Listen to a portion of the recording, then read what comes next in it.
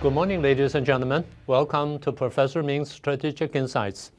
Last week, the foreign ministers of 7 countries, of the G7 countries, namely Canada, the United States, the UK, France, Germany, Italy, Japan, and EU, the European Union, the foreign ministers of these countries and organizations, they met in Canada.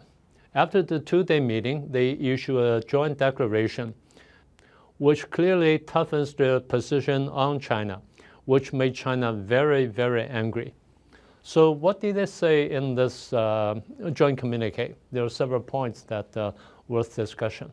First one is they criticized China's non-market economy and their policies and their measures adopted by Beijing, which cause overproduction and cause dumping and distortion of international markets.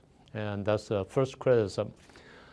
The second point is that they urge China avoid adopting some export control measures because that seriously disturbs the supply chain in international market.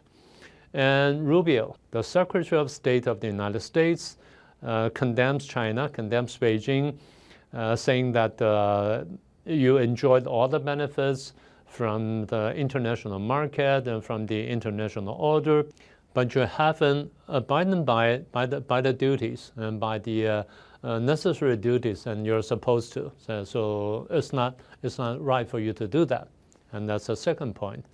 The third point is that the communique expresses very clearly about their concern over China's military expansion, a very rapid buildup of their nuclear arsenal.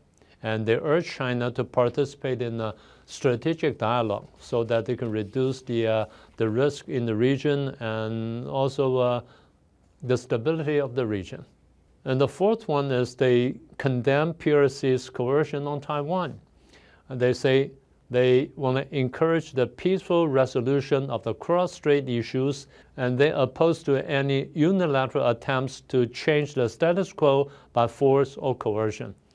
Well, Taiwan certainly would not do that. So it's China, it's Beijing that would do that, and that shows their concern. And all these 4 points, as you know, if you know the background well enough, you know that that's good enough to irritate China, to irritate Beijing. But what really irritates them is the 3 omissions, the omission of 3 important lines or points. The first one goes like this. The G7, in their past meeting, in their past annual meeting, they used to say, the G7, especially in recent years, the G7 is not decoupling or turning inwards, and they recognize the importance of China in global trade. And this time they omit this one. The second point is they tend to say, well, we want to express our desire for constructive and stable relations with Beijing or with China. And we recognize the importance of direct and candid engagement to express concerns and manage differences between us, G7, and you and Beijing. And that's the second omission. The third one is probably the most serious one, although it's short. Well, in the past, G7 used to say, well, there's no change in the basic position of the G7 members on Taiwan. And there's no change in the so-called one China policy. And this time, they omitted. So that blew Beijing's top. And the one spokesperson from Chinese embassy to Canada, he jumps out and accuses this G7 statement, saying that this statement ignores facts and China's solemn position and grossly interfere in China's internal affairs and blatantly smear China. So that's serious. And Beijing will follow up for sure. So we'll see that in a few days. Why Beijing is so angry about this is easy to understand, but there are several points that are worth further discussion. The first one is this kind of statement seems to run contrary to their long-term effort to pursue unification, to unify Taiwan with mainland China. And that's the first reason on the surface. Second one is their opposition to Taiwan independence, and they say that for more than 70 years. So on the surface, these two goals seem to be identical, but actually there's some delicate difference in there. The first one is more quote unquote positive. Well, I want to unify China, and I want to take Taiwan back to the embrace of motherland. That's the first one. The second one is kind of more negative. Well, saying I oppose to Taiwan independence. That's because I cannot, or for some reason, I'm unable to unify Taiwan, to unify China, to take back Taiwan. But I am opposing Taiwan independence, period. So that's their official position, and that's the official line in terms of propaganda and things like that. So what about the actual policy behavior? Now, what kind of policies they actually pursue to achieve that goal? Needless to say, the infrequent economic sanctions from time to time when something happened, which to their dismay. And second, almost on a daily basis, the military intimidation, be that made a real full-scale military exercise as a military drill against Taiwan, or the day-to-day harassment by airplane, jet fighters, or by warships, or by submarines, and things like that. But on a day-to-day basis, they do something, which is diplomatic suffocation. They try to suffocate, or they want to deny Taiwan's international, sometimes we'll call it international status or international personality in the diplomatic circle around the world. They try to deny our existence, in short. That began in early 1950s after the conclusion of the Korean War, when they had a chance to start a dialogue with the United States in the so-called Warsaw Talks and Warsaw Chats, or whatever they call it. And the most important thing in the 50s and also in the 60s and extending into the early part of the 1970s is the seizure of the struggle over China representation in the United Nations. That's to say, who represents China in international world, or who represents China in international arena. Is that the so-called Taiwan or the Republic of China at the time, or the People's Republic of China, which has a capital in Beijing? And which one is that? And that's what we call the China problem, or the China representation issue in the 50s and the 60s. It's kind of complicated. Let me try to explain it this way. For instance, country A has official diplomatic relations with Taiwan. Namely, this country A, recognizes Taiwan or Taipei as a sole legal government representing China or something like that.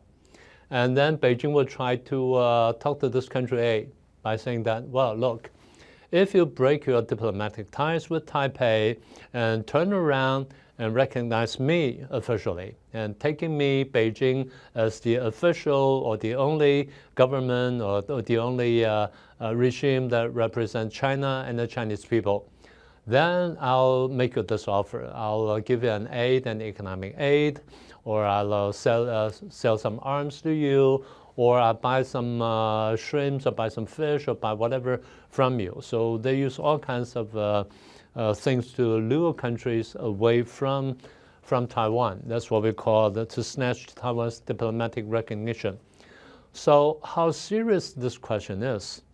By 1971, when Taiwan or the Republic of China was still in the United Nations, Taiwan enjoyed full diplomatic relations with 66 countries in the world, which gave it a kind of narrow majority to maintain its status in the international arena.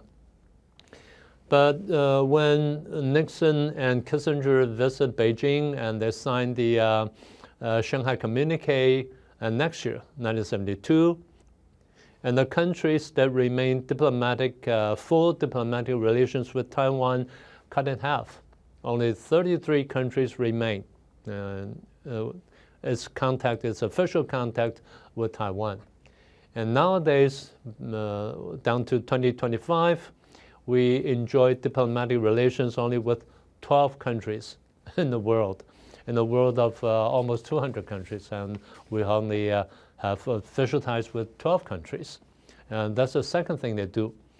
The third thing, most importantly, they try to break or they try to undermine Taiwan's relations, all kinds of links or ties with the United States of America. First, they try to break the diplomatic ties between Taiwan and the United States. And second, they want to cancel the mutual defense pact between us. And third, they want the United States to withdraw their troops from Taiwan, although the United States sent only a consultant group to Taiwan instead of true army forces or something like that. But still, that bothers Beijing. And that happened in 1979, 78, 79, during President Carter's administration. And then Beijing upgraded its efforts by asking the United States to deny its arms sales to Taiwan.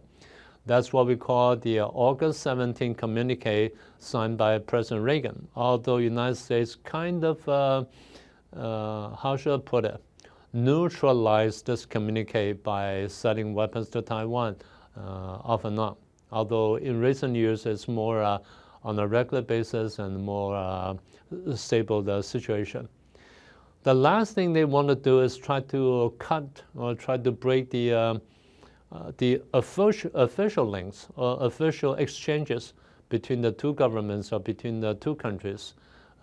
For instance, the visits of active government officials or even or active military officers and things like that. And that's what really concerns them.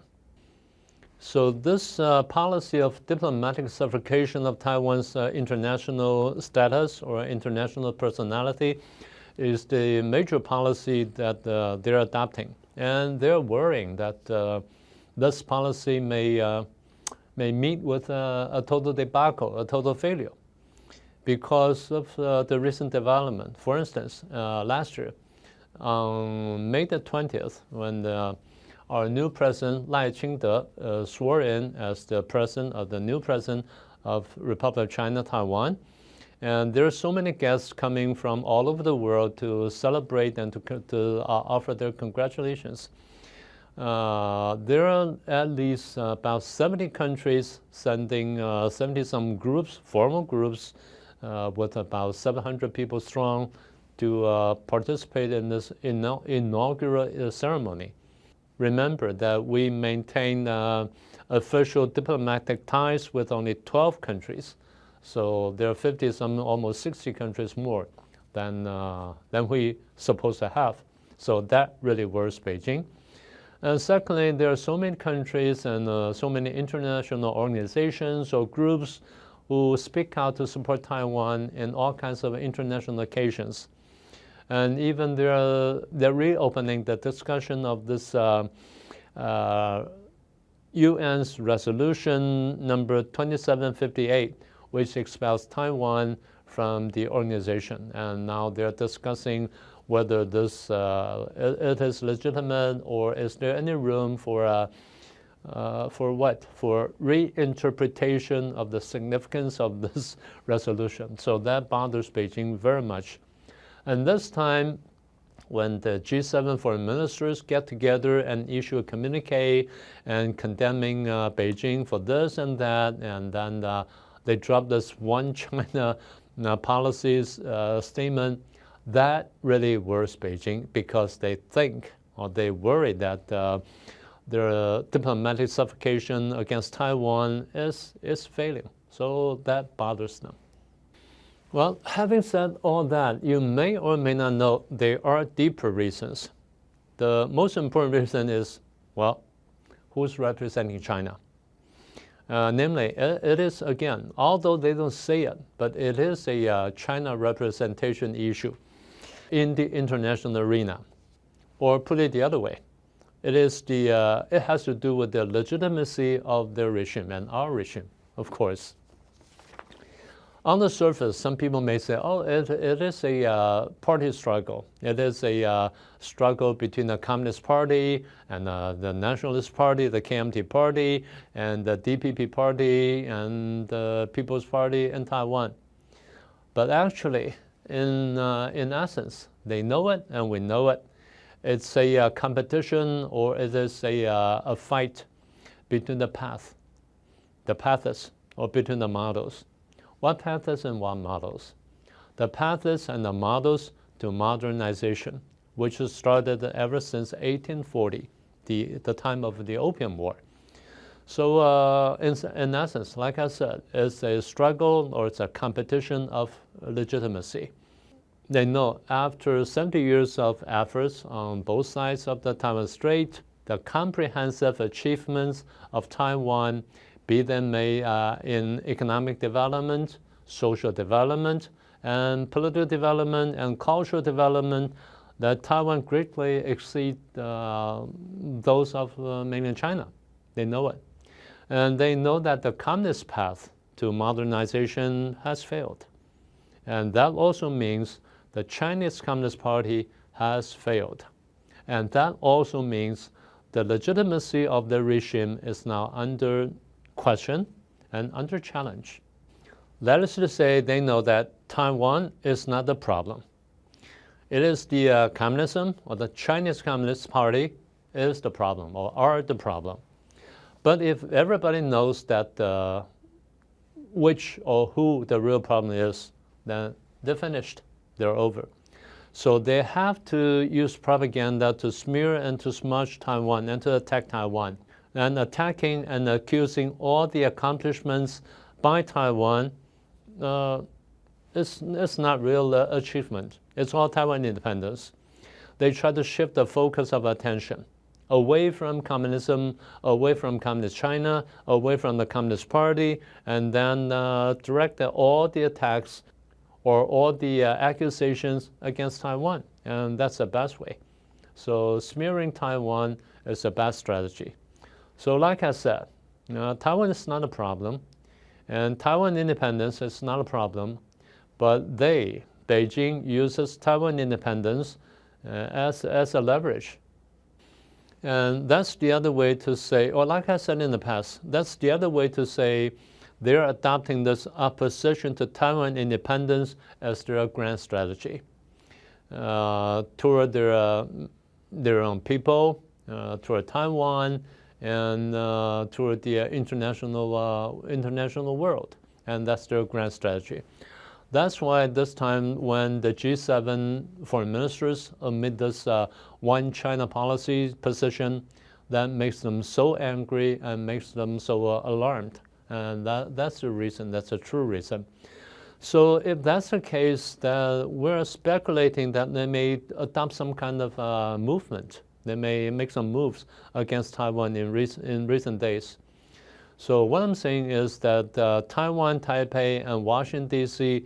would have to be very, very careful in recent days, because they may do something against us. And again, because they see that the trade war, or the terrorist war, is coming between Washington, D.C. and Beijing, they may use this move against a leverage against Washington, D.C., so that they can have an upper hand in the coming negotiations. But anyway, that's all I want to remind you, and that's all I want to share with you today. I hope you liked today's program, and please share it with your friends if you haven't done so, and please subscribe to it, and please click the icon bell so that you get a simultaneous notification when we have a new program up. And that's all for today. I'll see you next week.